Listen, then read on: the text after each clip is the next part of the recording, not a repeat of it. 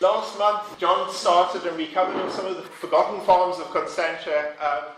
We looked at an area that isn't really covered in a lot of material. It's just kind of been bypassed. And as John showed, a lot of interesting farms. I'm going to be narrowing down, and this one is obviously a little bit more personal to me because my family were related to this particular farm. So, as I mentioned, John talked about Skilpit Play, Timmerhall and Veltefreden. So tonight we're looking at Hoofdville. In 1910, René Juta said it was a tiny spot in the midst of acres of vines. And we see that here. And just to get your bearings, so Constantia village is sort of over here. And over here is Dordrecht Road, which in 1931 was Hoofdville Road. And then Elphin up at the top there. So what we're going to look at is how it went from this, as René Juta said, filled with vines, to this, filled with houses. And along the way, we'll see the various townships that were carved out of this farm, and the freeway. We're going to look at the history, starting from 1795, all the way to nearly 200 years later when the manor house and the last of the farm was brought into suburbia. The original, very first person who owned land that eventually became Hoofdville was this man here, Captain Peter de Waal. He was the owner of Elphin. He bought it from the estate of his sister in 1793, and he is said to have made some renovations on the homestead, but that's a little, some people say it did happen, others not so sure. At Elphin there are a couple of little busts on the stairs, this is one of them, of him, and the other one of his wife, which is kind of squashed. Anyway, during the Battle of Muizenberg, the British fleet attacked Muizenberg, 7th of August, 1795, and Captain de Waal was tasked with taking a team of 84 militia, or burghers, and some gunners to go and defend the colony against the invading British. Louis Michel Thibault wasn't very impressed with the way that de Waal defended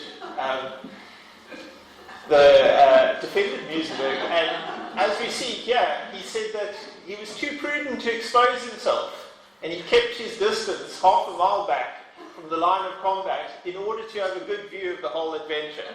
A wise man. A wise man.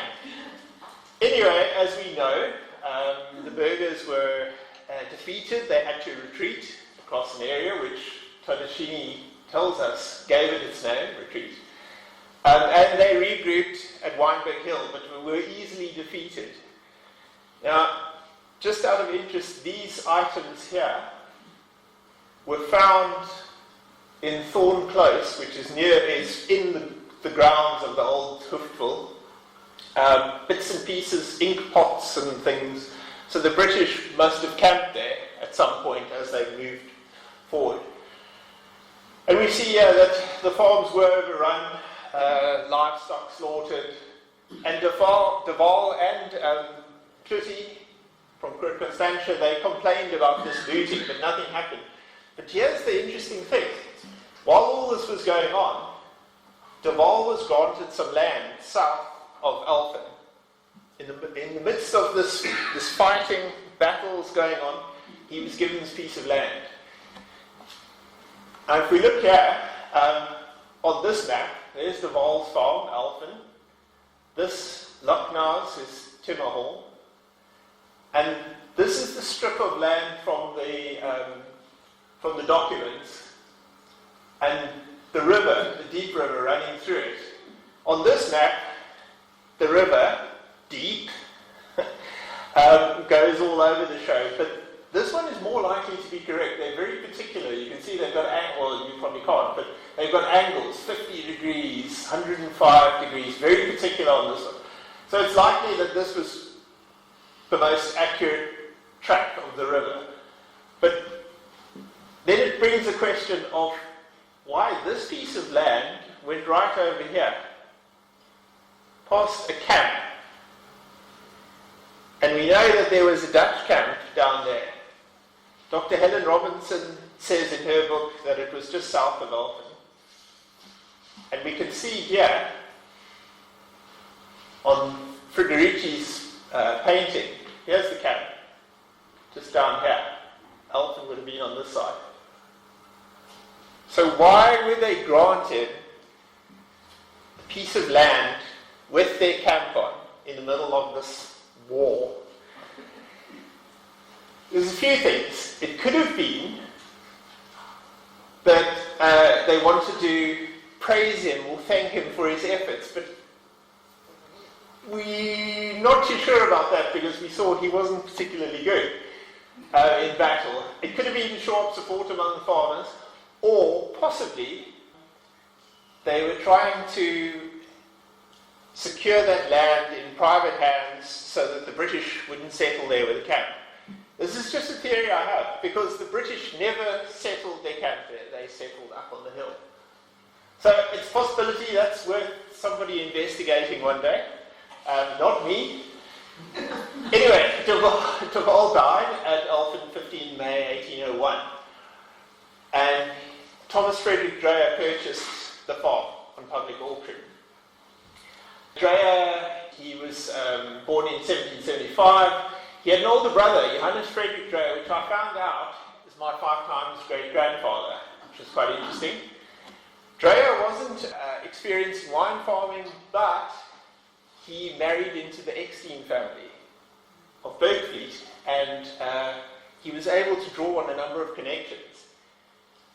And he quickly developed Alphen, planted more vineyards, and he extended the farm as well. And you'll see that between 1816 and 1833, he increased the vines from 10,000 to 200,000. And here's just an example of some of the grants that he got. 1810, he applied for some land. 1811, he requested more land. 1814, he wanted a piece of land with silver trees at Weinberg. Quite a bit of land. The other interesting thing which I found was they planted grain crops on land not allocated to vineyards, and then they ground this into flour.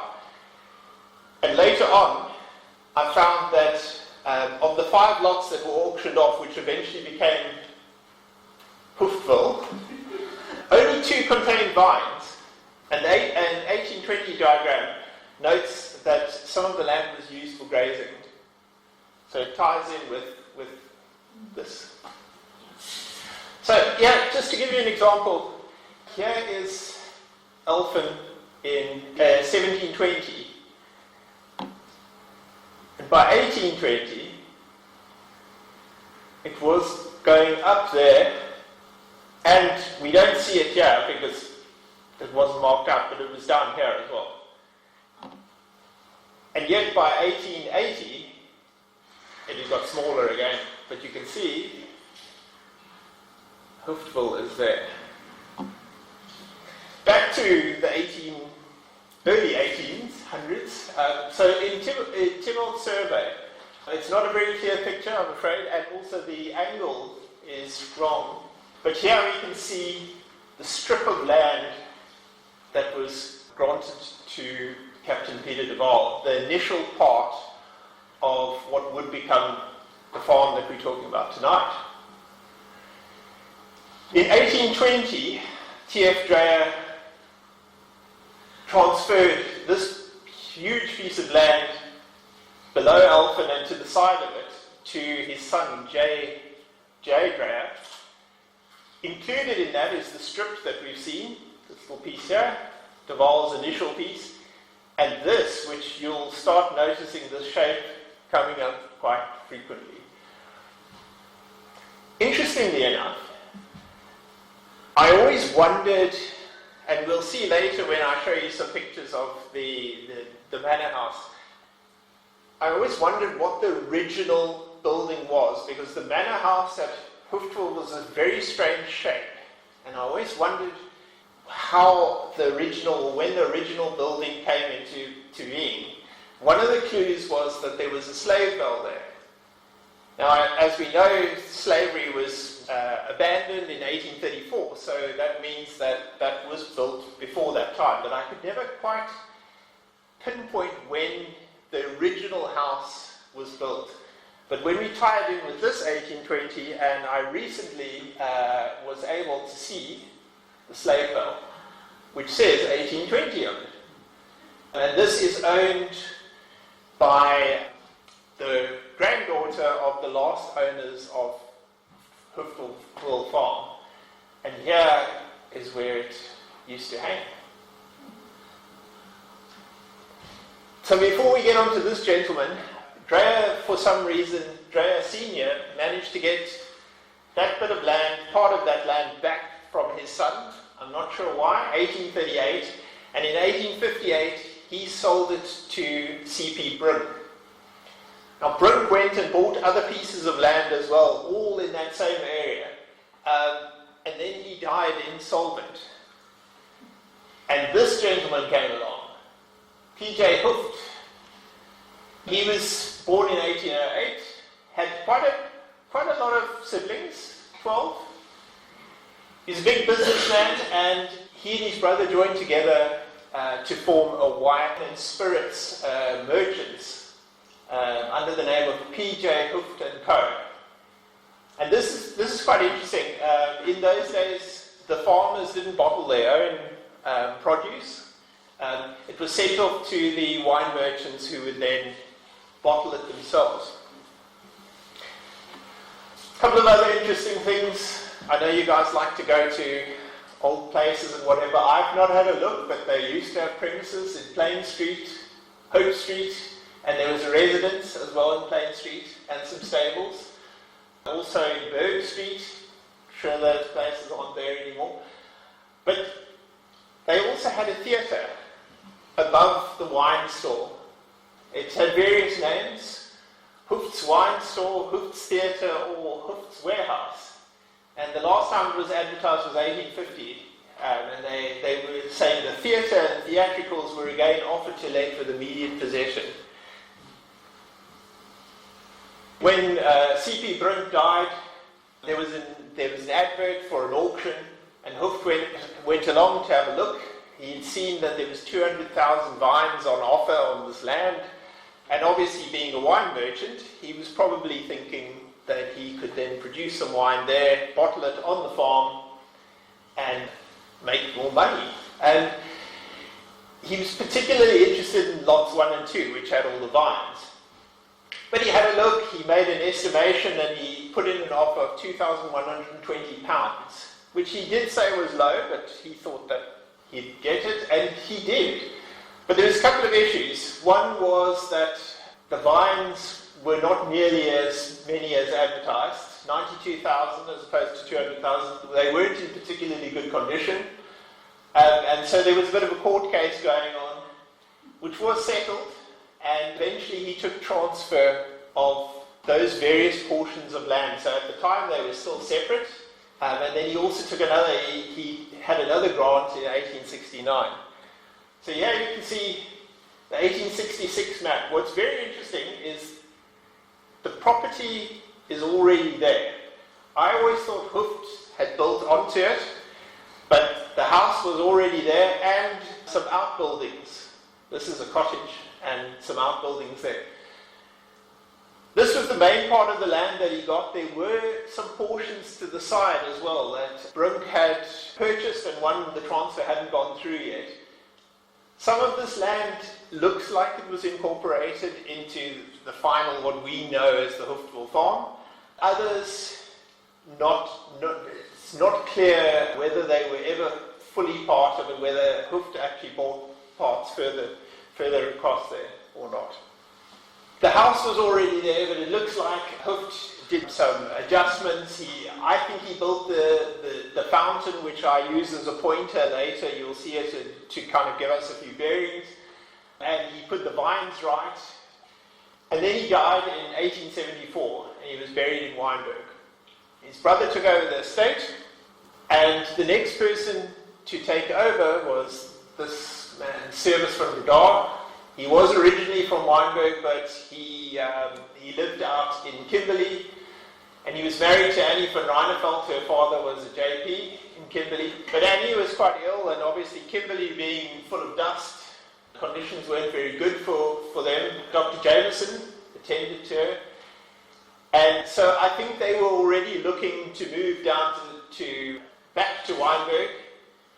In the meantime, they had some children, and then in 1882, Van Breda bought what was called Hooft Villa from Daniel Hooft. And the old Van Reinevelds moved into a cottage at the back of the main house. We will see that cottage later. So here's the 1885 map. You'll see the buildings there. Just remember this little building here. We'll come back to it. And it was 73 Morgan, the farm, and included several properties. So it was the various lots that were added together to make one. And Van Breda, he brought them all together. Hooft had already, but Van Breda, this is where it really came into its own. So this was the Hooftville farm. Difficult time for farming. Some of you may know about this phylloxera, this horrible thing there. Not that size, obviously. But Van Breda, he was a progressive farmer, and Plain said in 1910 about Hooftville farm, vineyards are threatened with many insect and other pests and plagues, but on this farm, all the latest and most approved methods known to modern science are employed with a view of keeping the plants free from injurious parasites. He was part of the fruit growers, and by 1910 they had 150,000 healthy vines on the farm. They grew grapes for export, and there was also some they also had a brandy still. Little story here, it was installed by its designer, Mr. Ray. In 1893, the Department of Agriculture arranged for an exhibition, a public exhibition of the still on the farm, and no one turned up. Ray and Breda. Service van Breda also served as a temporary mayor of Wynberg. It's quite interesting. He married his second wife. He also married into the Eckstein family. And he died on the farm in 1924. And the next owners were my lot, my people, Vernacular. So this is my great-grandfather, Bertie Vernacular, and his first wife, May. Bertie actually inherited a portion of Kierboom estate, which was around here, from his father. And they had 2 children, but May died very young, 29 years old. And the following year, Bertie married Reiki Flock. Her father was the minister in Piketberg, and he was very pro-British. And that was a bit of a problem, so they had to dodge gunfire as they escaped to Clifton for their honeymoon. And because of the whole British loyalty thing, they named their children with Afrikaans names and then gave them English names as well. And I always found that quite strange, because my grandmother was Thelma Dalton, but her actual name was Lavisa Adriana. But she never used it, and I could never understand why she had L.A. Dalton. But yeah, so they had sons, Loyal, the eldest, Thelma, and then John. In 1907, Bertie and Reiki moved to the Vines, which John covered off last time. And then in 1925, Bertie and P.A.G. Brink purchased the Hooftville farm, including the manor house, but not this front piece. So it was already a little smaller, but this is what they bought in 1925. And you can see here on this map, there's already roads and things.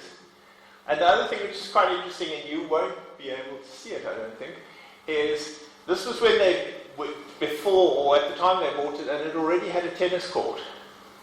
So whether Van Breda played tennis at age 75, I'm not sure. But maybe he did. So yeah, so the Vernaculars were pretty old when they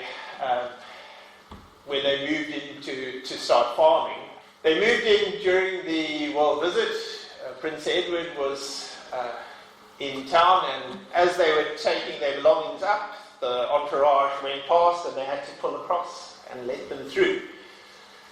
Anyway, they planted new grapes. Bertie built some labourers' cottages along Dordrecht Road. And this is what the house looked like from the front. There's a circular section here, raised up, which had a fountain, big stairs going up, wrap-around balconies, wooden balconies, these big pillars holding everything up, and all of this bolted onto the back section, which was original house and property. Lovely gardens. So 5-bedroom house, Victorian-style railings wrapped around. And you'll see with these stairs are pretty big. You'll see in a moment what I'm talking about. But there's Bertie. My dad said he's a very kind man, businessman. Gave out lots of mortgages, and he loved a bargain. He bought my grandmother a £40 bargain once at the Grand Parade, a car, which broke down on the way back. Which is a bit of a car. But the famous or infamous car, and I must just tell you about this, is one that Bertie, not that one, that's just a picture from Hoofdwil, but Bertie's most infamous car was a Maxwell that he had, which broke down on the farm. And so he just instructed the workers to dig a hole and they buried it. So it's there, it's under a swimming pool, it's somewhere. We will find the car, whatever's left of it. It's probably a classic now. This is my great-grandmother, Reiki. Here she is. There's the stairs that I was talking about. They had a front door and then 2 side French doors opening with shutters. She was in the South African Women's Who's Who, which was quite interesting. Is one of the oldest residents in Constantia, where she is very well known in social circles.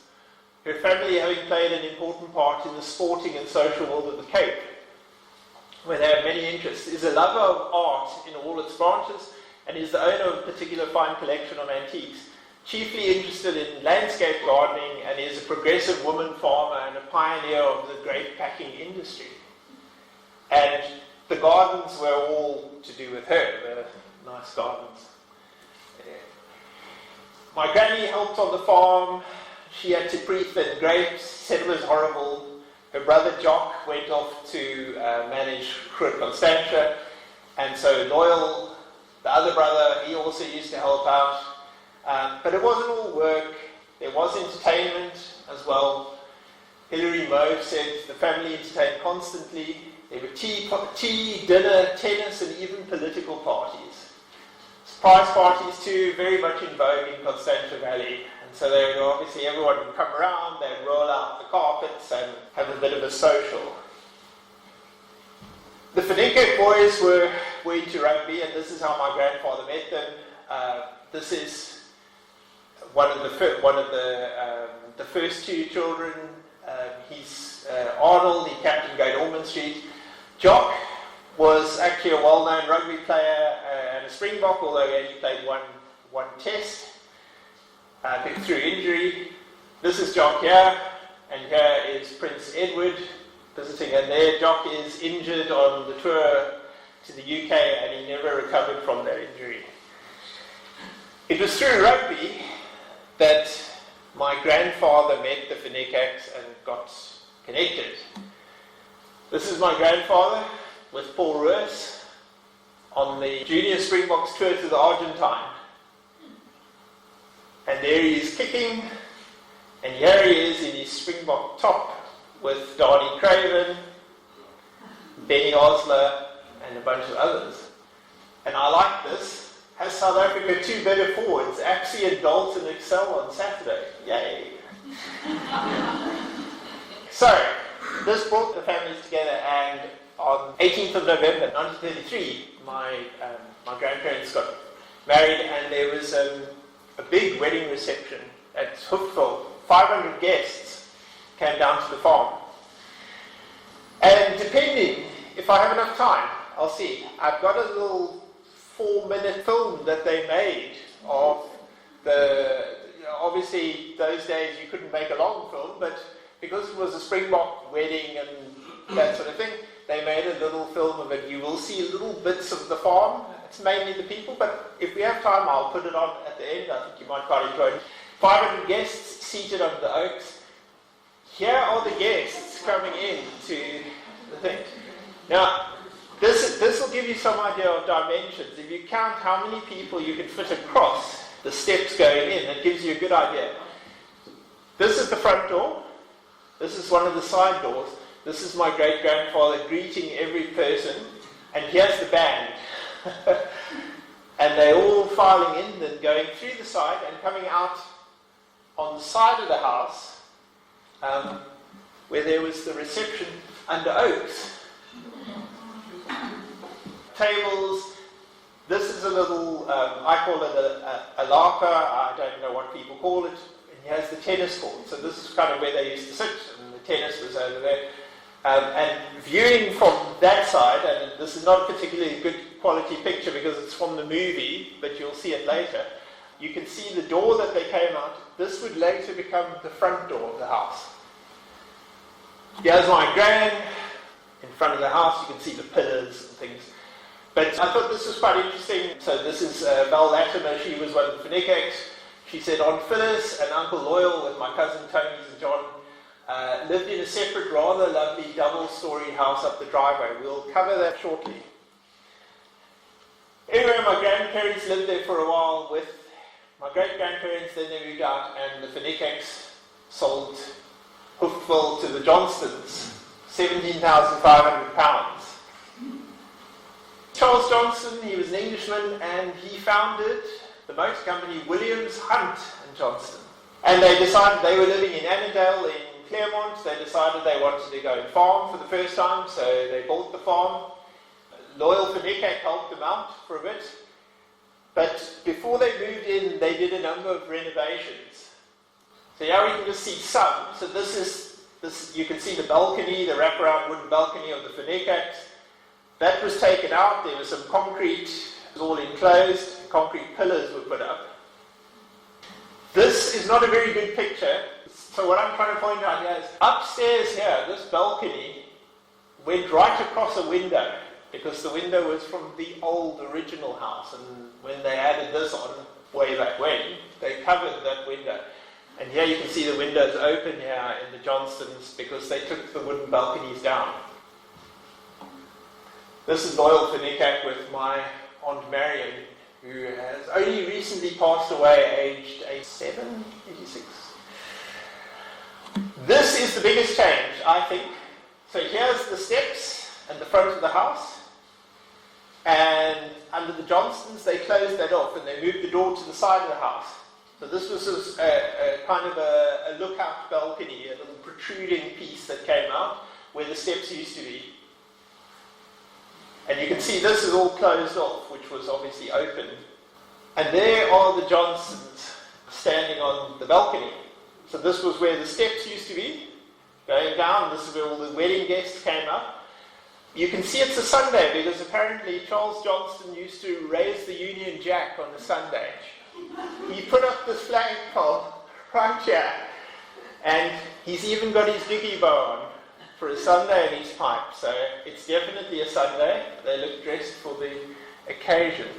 And that is the farm entrance over there, the road coming into the farm. And just behind there, that layer of trees, that is Constantia Main Road, going along there. They did a lot of stuff on the farm, bred pigs and all this kind of thing. It also had, Hoofville had a quota, a KWV quota, and I thought this was quite interesting. The daughter, Dawn, and her friends used to keep mounts at Hoofville, and she said it was wonderful riding anywhere along the Cape Flats in Constantia. Dawn married, she moved away and to a house in nearby Denby Road. Keep that in mind. Charles Johnston retired, and they enjoyed living at the farm, and then he passed away in 1957 after playing a game of tennis. They loved their tennis, they built a second tennis court on there, and apparently played all the time. So, not a bad way to go. Farming ceased in 1962, but Doreen Johnston, she stayed on. She stayed on in the farm, but eventually she broke her leg at age 82, and she was forced to sell. And yeah, in 1983, these are some of the things for the auction. You can see this picture, we'll see it later again, but this is how the house had changed at the front.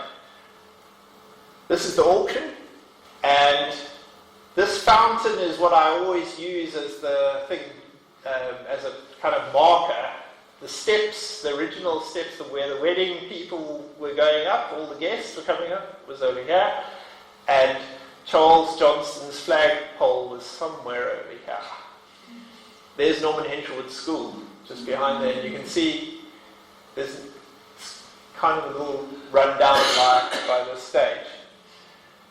It was sold for 805,000 rand, and quickly chopped up. So just to give you an idea, this is 1982. The bit in red, this is all that was left. Then that is what was auctioned. You can see here, these are the outbuildings for the tennis court. Here's the house, some other outbuildings. After the auction, those were removed, but the house was still standing. And according to the estate agents, they couldn't find a buyer for it, so they knocked it down. And that, I'm pretty certain, I've tried to place it, it's one of the garages. So it's one of the remaining outbuildings, but this is what happened to the house. And here you see 1984, the site has been cleared and replaced with 33 homes. And by 1986, some of them are starting to be filled up. And in 2022, they're all there. So, how did we get to this point? Well, I think we all know that. Subdivisions. And it wasn't a new thing, it was the farmers, including Vernacular, they were subdividing a lot because it was worth their while to do so. So now we just look at some of those subdivisions. The first one is Algoa, which is this front piece here. Remember, this wasn't part of the land that Vernacular and Grunk secured originally, but this was part of Van Breda's farm. So this is a small piece, a 3 Morgan piece, a portion of Helpful B. J.A. Gibbs bought it in 1925, and then a little piece at the front was given to the council. And then there was a house built by Dr. and Mrs. M. Horwitz. And later on it contained vines and also some orchards as well. And then in 1966 there were plans drawn up to subdivide, and the first houses appeared in 68. So we'll just see some of that now. The house that the Horwitz wanted to build, of course this was in the post-war years, and they wanted something that would be modern, but it would also be comfortable to live in, pleasant to receive friends in, and expansible when conditions permit, without destroying good work already completed and paid for. And so they approached Thornton White and Partners to design a house. This is the back of the house, which looked towards the mountain. And here we see it in 1945. That's the piece we looked at now, back of the house. By 1953, they had established the orchards, and they had some vines as well. And in 66, the subdivision was done, and you can start seeing the first few properties moving into the area. By 1975, not much was open except this back piece. So Algoa itself still had a nice big plot, but that has subsequently been built on as well. The house is still standing. Here it is. Okay, it's not a very good picture, but here it is originally, the back of it. This is what it was like when the current owners moved in, and you can see the growth and the trees, and this is what it looks like today. And obviously they've extended quite a bit on it. The next piece is Midhurst, again, not part of the portion that Vernacular and Brunk bought. This is quite an interesting part, and you'll see later it's also got, will have freeway going through it. So again, the same as the Gibbs, purchased it in 25, but in 1931 you can see the survey shows 2 buildings on there already. So someone built some houses on there. A Gibbs, possibly the same, possibly a different one, had plans approved to subdivide it. But there was a condition. It said Urbans 8 and 9 must not be sold or transferred until the buildings were demolished. That never happened. And Earth 8 was transferred to Peter Skills and Earth 9 to Daphne Skills. Their father was W.R. Skills, former British Olympian, and he then requested to have the clause removed and for the 2 urban to be consolidated, but the township board said that it wasn't necessary to do that. So the houses were never demolished. There we see them on the 1931 map. Here they are on the subdivision map. I don't know what this house was called, but this house, W.R. Skills' house, was called Midhurst, and it was a Cape Dutch property, I'm told. Apparently very nice. Here we see the 2 properties, and it's actually Earth 8 and Earth 9, but this one is on a line in the middle. This is in 1945. And in 1960, they're both still there. Not a very good picture, but they are both still there. This Simon van der Stel has yet to come, but this is just a marker to show us where it was. But when it did arrive, the one house disappeared, as we see there. That house was swallowed up by the freeway. But the Skills house was still there. Apparently they had a mushroom farm as well, and some vines here. And you'll see that they had the entrance, which used to come up this road here and into there, is going down here. 1975, so yeah, they've got vines, and property has still got this funny, this is the boundary, and the house is sitting in between. It's really interesting. 1980, it's still there, but it had been sold to another couple, and obviously no more vines and things, but I believe they were working on the house, they were developing it. Unfortunately, a fire in 1980, between 1980 and 1982, destroyed the home, and it had to be demolished. And so both Midhurst and the other one, the original house, have gone.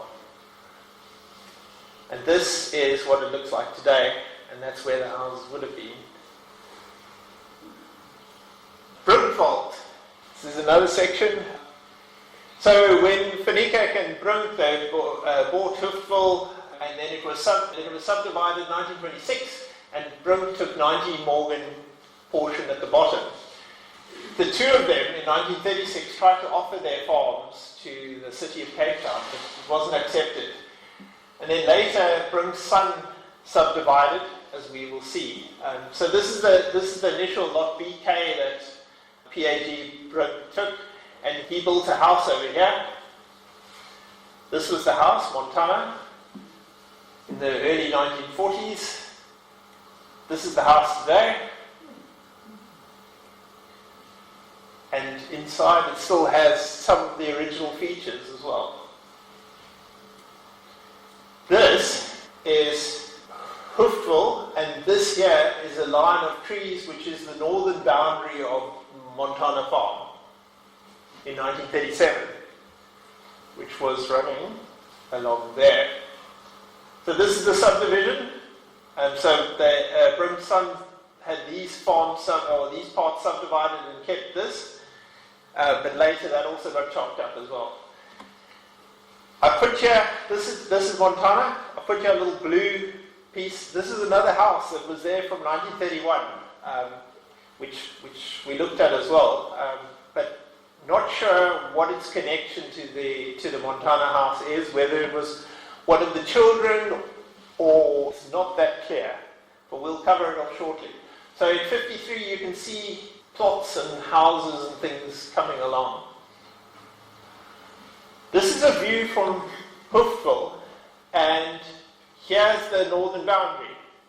And you can see these houses that have been built in Brunval. Some quite big ones as well. This is what it looked like by 1975. Lots of development. There's Montana House. Elizabeth Lane, which is named the road, that was Brunk's sister.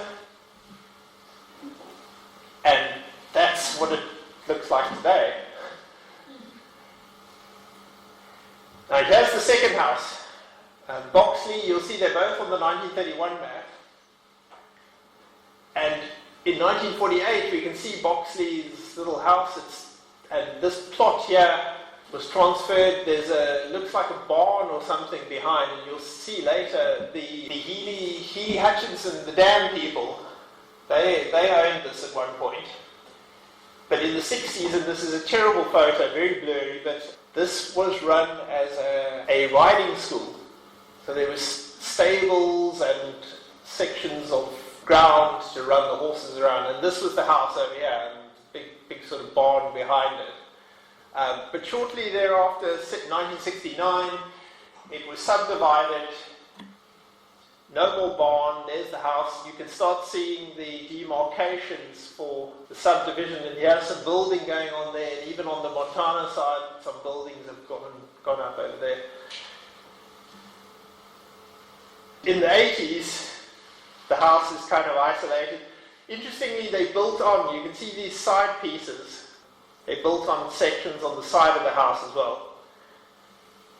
Here it is in 2015, there's the extended bits that were added in the 80s. But the current owners made some changes to it as well.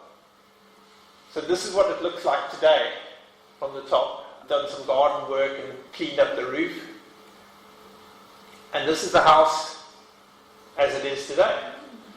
So here's the extended pieces on the side. And it's inside still got some of the original features. Kwekwe was a small farm that was allocated 1 Morgan to Clarkson in 1927. He built some stables, a little house there. When he died in 1959, and by 1968 it was subdivided and other houses were built there. This is what the land, the shape of the land was. Hoofdville farmhouse was just down over here. This is the house, Kwekwe house, single story, and there were some stables at the back here. There you see it, outbuildings. Then there was a road going into it, but later on, 1935, there was a road built down here to this house, which was, the road was called Phyllis Avenue, and this house was built by Vernacular for Loyal and Phyllis Vernacular. Now you can see Kwekwe is having some other properties built. This is the school, and this is what it looks like today. They've extended out on the side of this house, you can see, but mostly it's kept the same kind of look. That's the house. The extended pieces down there, and they also added on a kind of a braai area to the side there. Vernacular, more subdivision. This is an interesting one because it was Vernacular trying to create a township of his own, and yeah, it's quite interesting. So in 1935 he submitted plans for Hoofdville Township, which looked like this. It didn't include Kwekwe, Lot 1, or these two houses here. He had the plans approved, but then in 1936 he tried to sell the remains of the farm instead to the council, and they didn't want it. So he then created another township called Vernacular, which had a lot of houses, and got plans approved for that as well. But we'll look at a couple of the houses here, the one in Loyal Vernacular's house, and then just these two, just to see what those were like. You can see there's Kwekwe, Hoofdville, and we'll cover off Avonson shortly. Here's the two houses, 27, 28. They were there from 1935, well, well, 27 was. This is Loyal Fanekek's house called Constantia Edge. Later on, Clarkson from Kwekwe, his daughter, moved in there. This is the house from above, a double story, and this is it from the front. It's behind a high wall, and unlike John, I didn't attempt to ring on gate bells that don't work, so I didn't get in. But it looks like quite a nice place. And this is the house that Bertie Fanekek built for his son. Then next door to it is Dr. Oakley's house, built in 1936, lot 28, and it was called Faraway. It's a single story, it's got these little pieces that stick out. It looks like quite a nice house, quite pretty, I think. Here, and you won't be able to see this because for some reason the images are not very good, but this is far away. Here's Constantia Edge, and then over here is Kwekwe, and this is my granny with my Aunt Marion at Hoofville. So you can see behind in the trees there, it's quite nice. Okay, and then lot 26, the third house, landscape. This was built for Walman in 1938, but it was given to Dawn Johnston, the daughter of the Johnstons, in 1946 as a wedding gift. This is the house in, I'm guessing, the late 50s, and I'll tell you why shortly. And they had a pool put in. And the reason I say the late 50s is it doesn't look like Norman Henterwood School is there yet. This is the tennis court of Hoofville, so very close to, probably given to her as a wedding present so that she'd be near to her parents and she could help them out, because I think that's probably how it worked. This is what the house looks like now, and it appears that there have been various extensions done. And of course, as is sadly the case, the metal fence has been added and all the alarm signs have been added as well. But otherwise, it sort of looks the same. This is the back and the side of the house. Okay, so the school. The land was bought in 1960 for the school. This is what it originally looked like, or this is the view that you could get, or would have had, from the farm. Looking out, there's our fountain, looking out there, Constantia Main Road. And yeah, it's quite a nice image. So this is the farmhouse. There's the fountain, my favourite pointer. So it would have looked out that way. And then this is the approach road coming into the farm. You can see somebody's taken the photo from there. There's the sand and these are all vines all around here. Well, that approach road was built over by the school. And again, I use the thing of the fountain is down here. That gives you an idea of this is the farm road that came down, and they built the school on top of the road. So they had to divert the road around the school. Beginning of the end, I would say. Upholson. It says Rushmere because it changes its name later. Originally, 1936, some land was transferred to Howard Ashton. Howard Ashton, I read somewhere, he was a director involved in wine farming in some way, shape or form. There was just a dwelling there, a small dwelling which he had converted into stables. Later on, he dammed up part of the Deep River, built a duck pond, and he also he bought a piece of land from the Johnstons, got them consolidated, and then part of it was expropriated. Eventually it was bought by the Hamilton Russells, and they renamed it Rushmere. So we'll just see some of that. So this was in 1936. There's the original dwelling which he had changed into stables. Hoofville is just above here, and this lot BK is Brink's land. Again, not a great picture, but I've worked out that this picture was taken over here. There's a piece of land here next to the Hoofville house, okay? And the children used to play there. And it looks to me like the picture was taken here. And if so, then it's captured that cottage over there. Because you can't see it because of the blurriness of the picture, but there's the garage and there's the main house over there. So that is the only image we have of that little cottage piece at the back. And remember I said to you on that 18-something map, there was a little blue building, that was it. So there, he got the extra piece over there, portion B of Dredelagte. He bought that from Johnston's, and somebody had quite a nice big farm, which was called Lot Ash. There's the river running through there, which he then dammed up. And that's 1956. Here you can see the layout, the house, and the house there, vineyard, the stables, which was their old little dwelling, lots of fields, and the duck pond, which he had dammed up the river to come and filter into this. Then a portion was expropriated for school sports fields for Norman Henshawood at the bottom. They had fields at the top, but they expropriated that. Then Ashton sold the other portion to the Hamilton Russells. We have a description from a visitor who went to visit the Hamilton Russells at Rushmere. He said, I remember the property being very large. There were stables on the left as one drove up from the driveway. And then he talks about, he says, lawns in front of the house leading to a vineyard in the direction of mountain. The pond was at the back of the house, which we saw. It had a rowing boat tethered on one end. The stream, we know, was the Deep River. Hamo, this is Hamilton Russell. Hamo's study was one of the biggest I've ever seen and stretched almost the entire width of the upper part of the house. Being a Rhodes scholar, he researched the life and times of Cecil John Rhodes and had the biggest collection of books on Rhodes in the world. This is the house. And this would have been his study, according to that.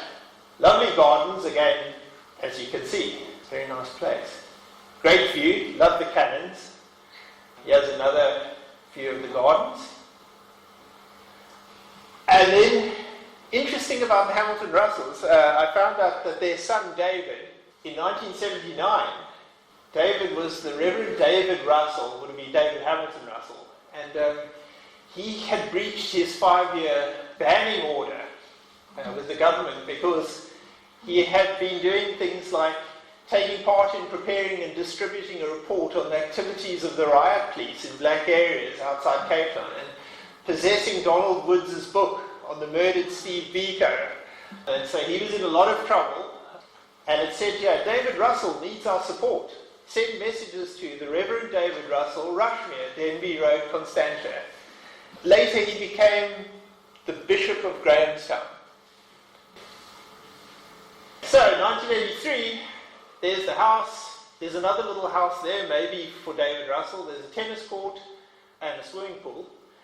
But you can see Helpful's already started being chopped up.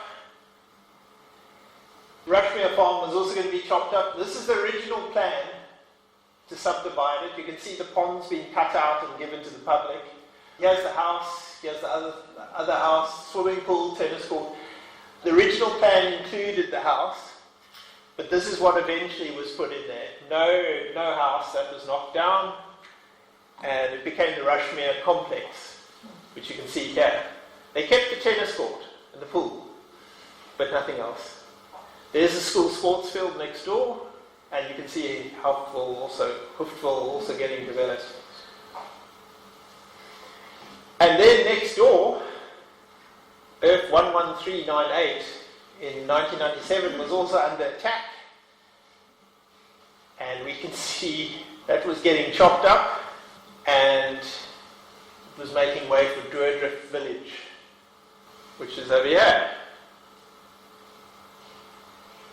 Last section, this little township here, it's called Extension 20. I'm not sure why it didn't have any other name, but here we can see, so this is from Hookville looking out, and there's Extension 20. And that's looking towards the freeway and the sports grounds and all that kind of thing. And the road that you saw ran through there, and then they developed this. So here, this is looking from Hookville, you can't see it very well, but there's houses behind here, already being developed in the 60s, and this is it over here, Extension 20. There's a few houses, also not very clear on this screen.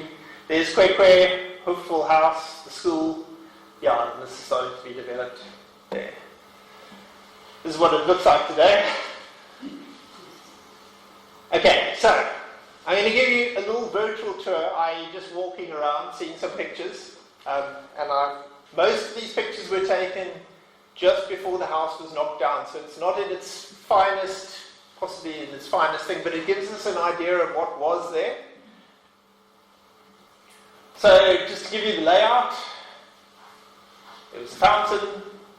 This house, the old house at the back with stairs going up, the slave bell, cellars, some garages which were bolted onto an original building, a cottage, packing sheds, stables, and then the tennis courts. There it is. We're going to come along here. We're going to go to where my grandparents had their wedding reception under the trees. Then we're going to walk around, go to the back, go across, hop up onto this thing, walk around there, and come out on the side. Here we go. We arrive. Remember, this used to be the side of the house, but the Johnsons had it as the front of the house. These are the oaks where my grandparents had their wedding reception. The oaks again. This door, apparently, Johnson's granddaughter told me, this door led to a sort of a cellar under the house. Apparently very spooky, and they didn't like to go in it. The front door, which used to be the side door, is over here. So if we go into the front door, you can see the kitchen, and have a little sneak peek into the billiard room. And that's all I can show you inside the house, I'm afraid. But gives you some of it. I saw this, by the way. My mother collected me on before the auction, and I went with my granny and my mother to have a look at this. It's quite interesting. I mean, I was only 11, but still. Okay, so coming out of the front door, down here past the scary door, there's the slave bell. This back section is what I call the original house, and you'll just get a glimpse of it. Now, this is my aunt standing on those steps that I had in the drawing. And you can see it's a very different style of, this is the original house. And even the window, if you look, the window frames are different. Apparently there were 3 pantries. This was converted into 3 pantries, the original house. So coming out of that, if you look to the right, or coming out the door that way, look to the right, the brandy still was inside here. And this was the windmill. So walking out of there and around here, the garages, the 4 garages that are bolted onto another building. This is the cottage where the old Van Reynevelds used to live when they came from Kimberley. There's another picture of it. And then going from here, you walk across towards the tennis courts. There's some more garages near the slave bell. This building here, the Johnsons built that. It's a kitchenette. So when they played tennis, they didn't have to go back into the house to have drinks and things. And then that's the little lacquer thing that I was talking about earlier. Here are the tennis courts, 1 and 2. And here's the kitchenette again, and place to sit. Just to give you an idea of what these courts looked like back in the day, in their heyday. Just remember this sort of untidy looking section here. This is it in 1937, where it was all manicured and looked after. There's my grandfather, grandmother, great-grandmother 1, great-grandmother 2, and my aunt. And this is tennis court number 2. The Johnstons used to have tennis every Sunday, and all the men from Williams Hunt used to come and play tennis. So walking across from the tennis courts here, over here were stables, and behind the stables were packing sheds. And then walking back past the house, along there, I'm going to go along this way, and then we can go up these little steps onto the raised section where the fountain is. Now you've seen the fountain already, but that just gives you an idea. You can see this is raised up. Here is just to give you an idea of what the fountain looked like. Then standing back, remember the Johnstons, they changed the front of the house. So to me, this was still the front of the house. And there's their lookout balcony thing. Walking back a bit, you can see a little bit better there. Going around the side, you can see instead of having the wraparound balcony, they've got all these things and pillars. And then if you go along here and up, and inside that doorway there, you get to the balcony. You can look out onto this side, and if we look the other way, we'll see the Johnstons again. Ah, okay. And then walking back out here again, and then along this pathway, you can look out on the other side of the farm. Going to the left, there's some horses. Coming back again, see this side of it. And then walking back one last time, there's the windmill, and that's it. If you want, I can quickly put on that 4-minute film or whatever.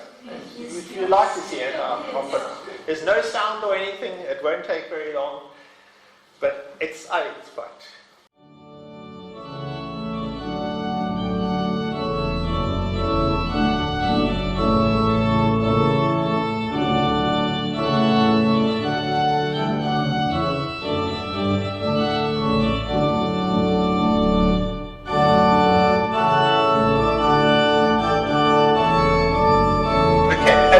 I will give some commentary, just to help. Okay, so this is them all arriving. It is a bit jerky, it's an old film, but this is at Weinberg in Kerk, and behind here is Chelsea. This is 1933. This is my grand and my great-grandfather.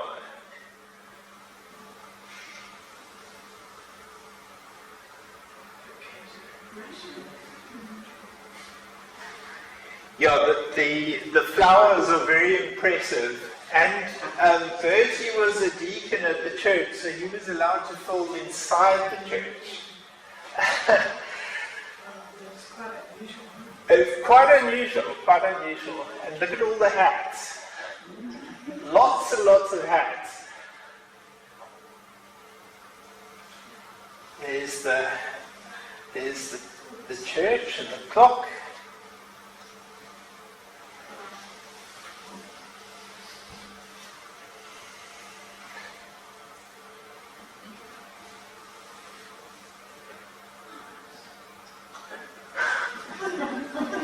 Now this little kid here, apparently the guy who converted this for us, that was his uncle or something. It's quite weird how it turned out.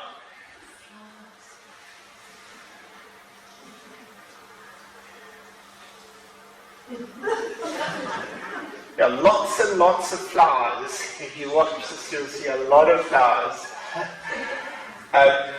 So here's the Kerk, and you'll get a quick snippet of Chelsea and some very nice looking cars. And what's also interesting is the number plates are CA, so that hasn't really changed much.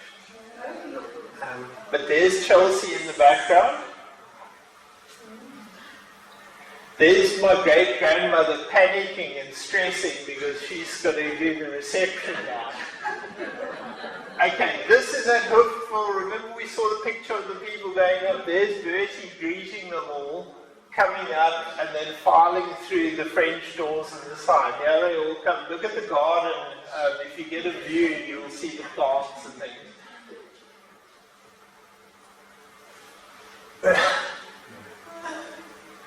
Quite a lot of guests, so no wonder she was a bit stressed out.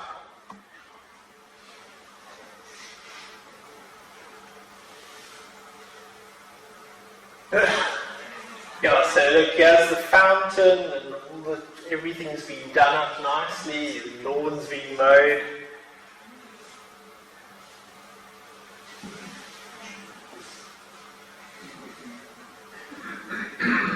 Yeah, quite a lot of people.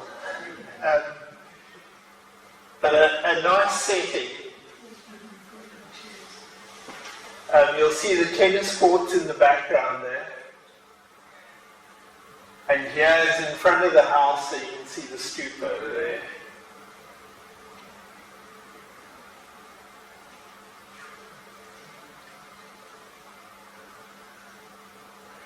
Okay, look at the springboks on the cake. And they're all open in the background, you see. There's no buildings or anything, which is quite nice as well. Flowers, lots of flowers.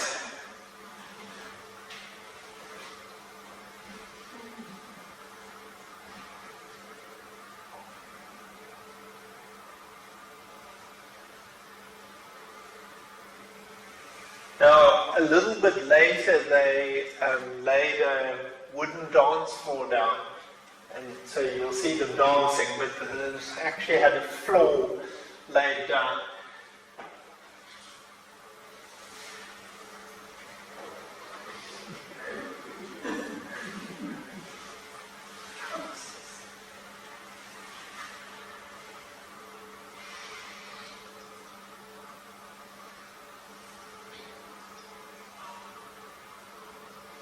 Now, if anyone follows old rugby,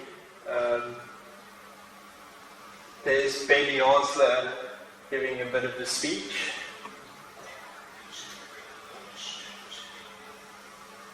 And look, my great-grandmother's looking a lot happier. It's all come off. Brilliant. Yeah, she has had a few.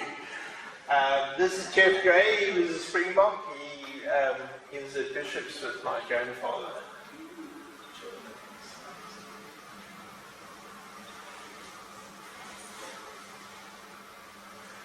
Now they're dancing. This is between the tennis courts and the house. They had wooden floors laid out for the dancing.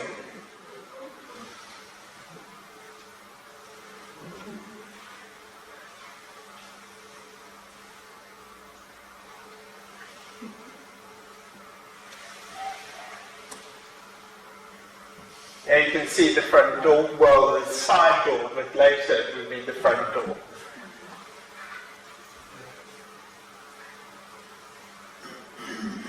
And look at that bouquet.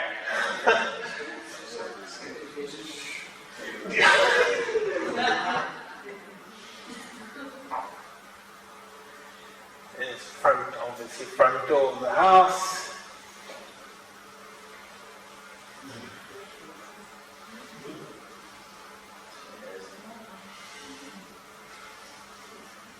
And there we go, that's it.